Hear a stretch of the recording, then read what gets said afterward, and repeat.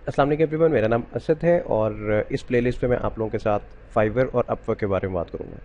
जैसा कि आप लोगों में से बहुत सारे लोग जानते हैं कि फाइवर और अपवर्क दोनों फ्रीलांसिंग प्लेटफॉर्म्स हैं। और फाइवर ऑब्वियसली एक छोटा प्लेटफॉर्म है, वेयर एज जो अपवर्क है वो एक बहुत ही बड़ा प्लेटफॉर्म है। और अगर आप अपवर्क पे कोई अपना अकाउंट भी क्रिएट करते हैं तो उसकी अप्रूवल के लिए आपको बहुत कुछ करना पड़ता है, यानी कि आपकी अप्रूवल जल्दी नहीं होती। तो आज की जो वीडियो है इसमें मैं सिर्फ और सिर्फ फाइवर के बारे में बात करूंगा और मैं अपने तमाम एक्सपीरियंसेस आप लोगों के साथ शेयर करूंगा ताकि आप लोगों को ज़्यादा से ज़्यादा लर्न करने को मिल सके। तो ये वीडियो मैं उन तमाम लोगों को सजेस्ट करूंगा जो कि ऑलरेडी फ्रीलांसिंग कर रहे हैं और उनको प्रोजेक्ट्स नहीं मिल रहा है, प्लस वो लोग जो कि अभी फ्रीलांसिंग स्टार्ट कर रहे हैं। मुझसे अक्सर लोग क्वेश्चंस किया करते हैं और जो ज़्यादा क्वेश्चंस पूछा करते हैं वो ऑनलाइन अर्निंग से रिलेटेड करते हैं। तो मुझसे अक्सर कहा जाता है कि ऑनलाइन अर्निंग जल्दी से जल्दी कैसे की स्टार्ट की जा सकती है। तो जो फ्रीलांसिंग है ये एक बहुत अच्छी चॉइस है। इसमें आप अपनी सर्विस किसी को ऑफ़र करते हैं और अपनी सर्विस के पैसे चार्ज करते हैं।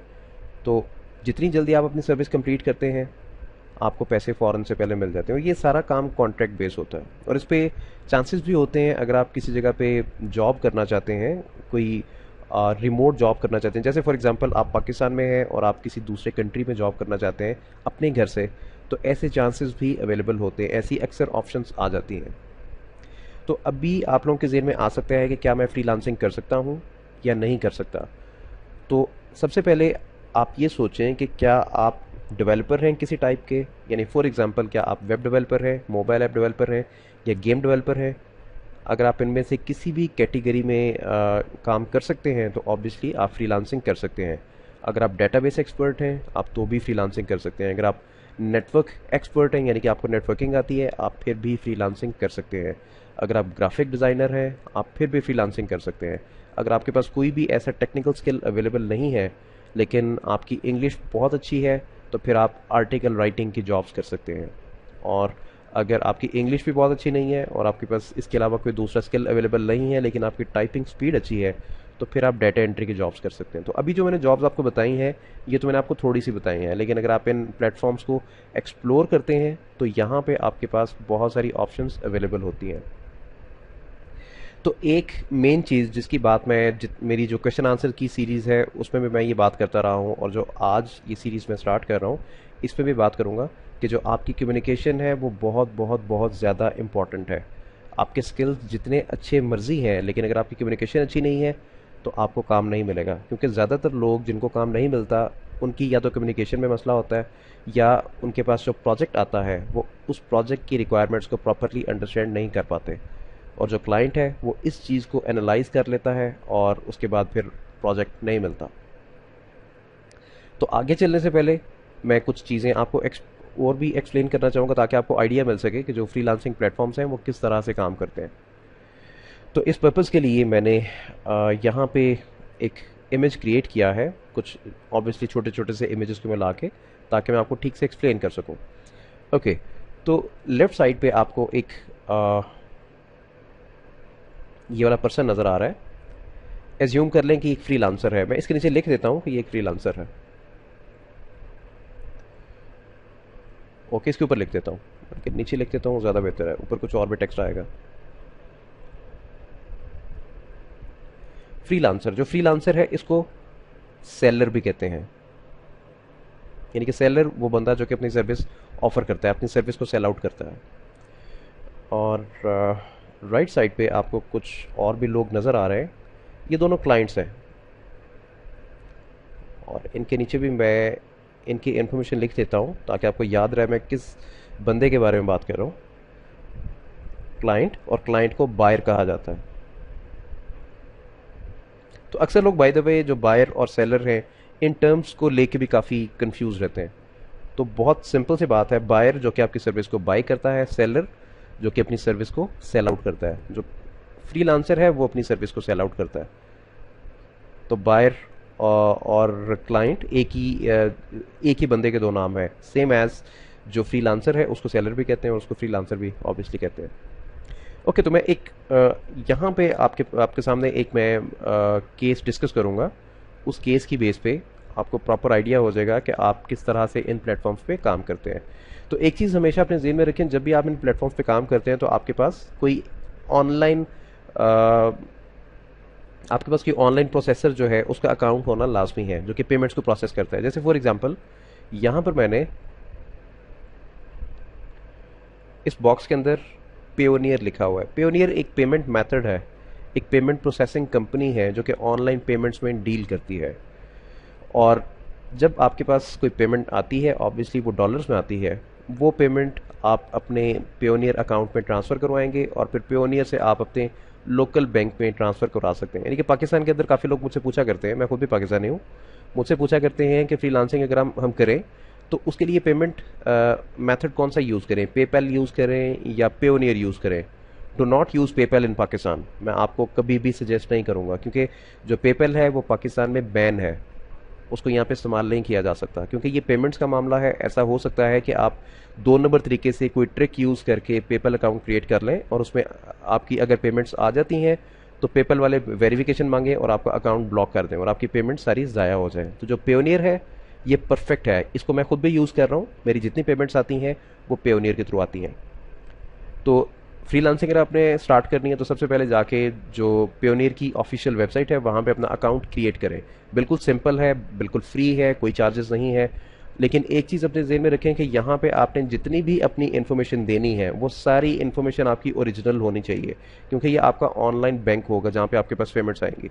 अगर आपकी इन्फॉर्मेशन मैच नहीं की, अगर आपने फेक इन्फॉर्मेशन दी और किसी टाइम पे वेरिफिकेशन की ज़रूरत पड़ गई तो आपके जितने भी फंड्स, आपके जितने भी पैसे आपके अकाउंट में होंगे वो ज़ाया हो जाएंगे। तो इस चीज़ से आपने बहुत ज़्यादा केयर करनी है, क्योंकि अक्सर लोगों को मैंने देखा है जब एज की बात आती है अपनी एज छुपाते हैं, अपनी जो पूरी प्रॉपर इन्फॉर्मेशन है, जो ओरिजिनल इन्फॉर्मेशन है वो देते हुए काफ़ी रिलक्टेंट फील करते हैं, मतलब काफ़ी हिचकिचाते हैं। तो मैं आप लोगों को रिकमेंड करूंगा कि जब भी आप किसी फ्रीलांसिंग प्लेटफॉर्म को ज्वाइन करते हैं या आप कोई ऑनलाइन पेमेंट प्रोसेसर यूज़ कर रहे हैं तो वहाँ पे जो आपकी इन्फॉर्मेशन है वो जेन्युइन होनी चाहिए। ओके, तो पेयोनियर में आपने अपना अकाउंट ओपन करवा लिया। उसके बाद अब एज्यूम करते हैं कि ये आप हैं, यानी कि आप फ्रीलांसर हैं, और दूसरी साइड पे जो ये वाला पर्सन है ये ऑब्वियसली क्लाइंट है। तो जो राइट साइड वाला पर्सन है इसने क्या काम किया, इसने अपनी रिक्वायरमेंट भेजी। कहाँ पे भेजी? इस फ्रीलांसिंग प्लेटफॉर्म पे। कोई XYZ फ्रीलांसिंग प्लेटफॉर्म है ये, मैं जेनेरिक बातें करूँगा, ये सारी बातें उस पर अपवर्क पे भी अप्लाई होंगी और फाइवर पे भी अप्लाई होंगी। तो लेट सपोज जो ये वाला क्लाइंट था इसने वेबसाइट बनवानी थी। इसने क्या काम किया, इसने अपनी रिक्वायरमेंट लिखी और इसने जो फ्रीलांसिंग वेबसाइट थी वहाँ पे अपनी रिक्वायरमेंट पोस्ट कर दी। इससे यहाँ पे लिखा हुआ था I want to get a website. इसका मैं साइज थोड़ा सा छोटा कर देता हूँ।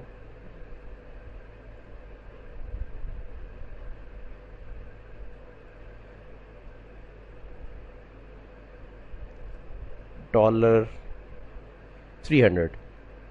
इसने साथ अपना बजट भी स्पेसिफाई कर दिया कि मैं 300 में वेबसाइट बनवाना चाहता हूँ। और उसके बाद ये बेसिकली जो रिक्वायरमेंट आई, ऑब्वियसली जो नीचे क्लाइंट आपको नज़र आ रहा है जो कि ऑरेंज वाले बॉक्स के अंदर है, ये इसकी रिक्वायरमेंट थी। तो मैं यहाँ पे एरो से ड्रॉ कर देता हूँ। एक सेकेंड, मुझे कॉल आ रही है। ओके, तो यहाँ पे मैंने ये ऑरेंज वाला एरो ड्रॉ कर दिया। ये आपको नज़र आ रहा है, और ये arrow obviously I want to get a website in $300 इसको पिन पॉइंट कर रहा है। अब एज्यूम कर लेते हैं कि एक दूसरा भी क्लाइंट था, उसने भी अपनी रिक्वायरमेंट को यहाँ पे पोस्ट किया। उसके लिए मैं डिफरेंट कलर यूज़ कर लेता हूँ ताकि आप इजीली डिफ्रेंशिएट कर सकें। वो यहाँ पे लिखता है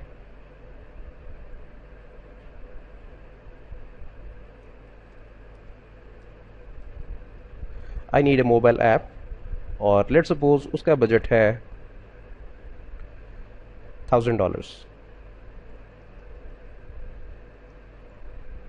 तो ये जो आपको सेक्शन नज़र आ रहा है ऊपर, सबसे पहले मैं बॉक्स क्रिएट करता हूँ ताकि आपको पता चल सके कि मैं किसकी बात कर रहा हूँ। जो ये वाला बायर है इसने अपनी रिक्वायरमेंट पोस्ट की, और जो इसकी रिक्वायरमेंट है वो आपको इस जगह पे नज़र आ रही है, ये आप लोग देख सकते हैं। अब ये जो यहाँ पे जॉब लिस्टिंग्स आपको नज़र आ रही हैं, यानी कि इस वाले पार्ट में, ये वाला पार्ट, ये एक फ्रीलांसर देख सकता है। तो जो फ्रीलांसर है उसने क्या काम किया, उसने इन जॉब्स को देखा और उसको ये वाली जॉब सूट की, I want to get a website. इसने क्या काम किया, इसने अपनी ऑफ़र सेंड कर दी। इसने लिखा, नीचे मैं एक और बॉक्स क्रिएट कर लेता हूँ ताकि उसमें मैं आपको एग्जैक्ट दिखा सकूँ कि फिर उसके बाद होगा क्या। इस पार्ट को जल्दी से कॉपी कर लेता हूँ। इसको एक्सप्लेन करने में थोड़ा सा टाइम लग सकता है, लेकिन इट्स ओके, क्योंकि इन चीज़ों को अंडरस्टैंड करना ज़रूरी है आपके लिए। ओके, तो ये क्लाइंट की रिक्वायरमेंट थी। किसकी रिक्वायरमेंट थी?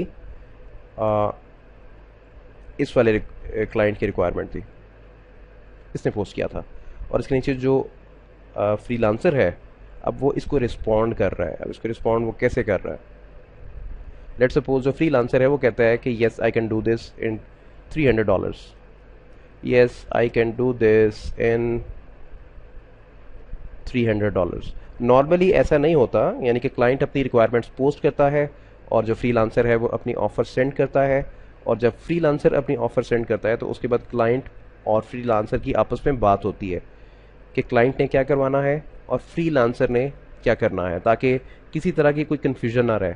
कहीं ऐसा ना हो कि जो क्लाइंट है वो कहे मैंने ई कॉमर्स वेबसाइट बनानी है और जो फ्रीलांसर है वो उसको सोशल मीडिया वेबसाइट बना दे। तो यहाँ पे डिस्कशन होगी, यहाँ पे डिस्कशन होगी। डिस्कशन हो जाने के बाद लेट्स सपोज जो क्लाइंट की रिक्वायरमेंट थी वो फ्रीलांसर की समझ में आ गई, और जो फ्रीलांसर ने ऑफ़र की थी क्लाइंट को, वो क्लाइंट को सूट की, तो इस जगह पे इनका एग्रीमेंट हो जाएगा।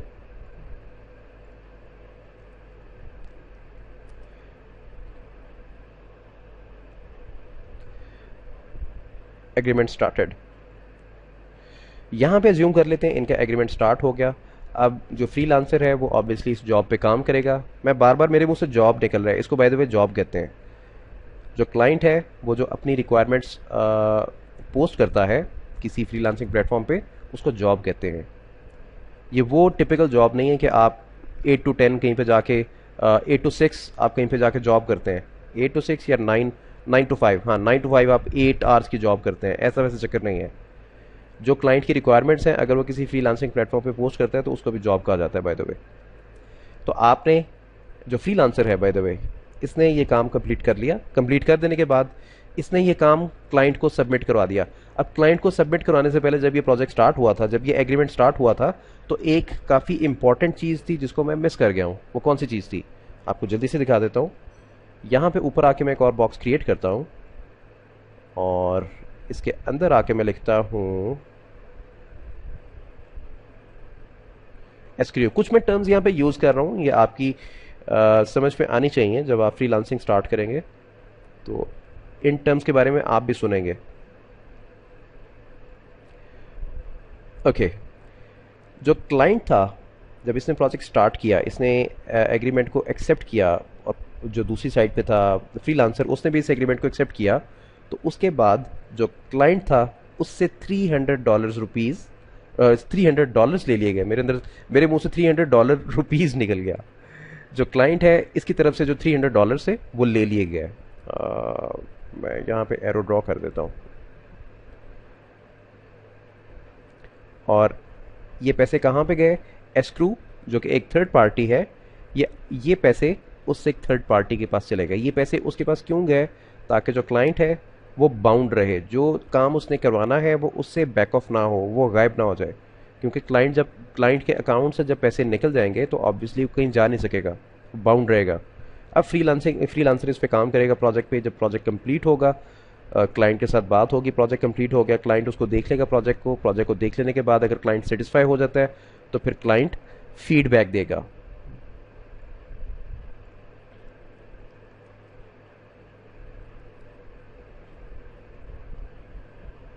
Client feedback same.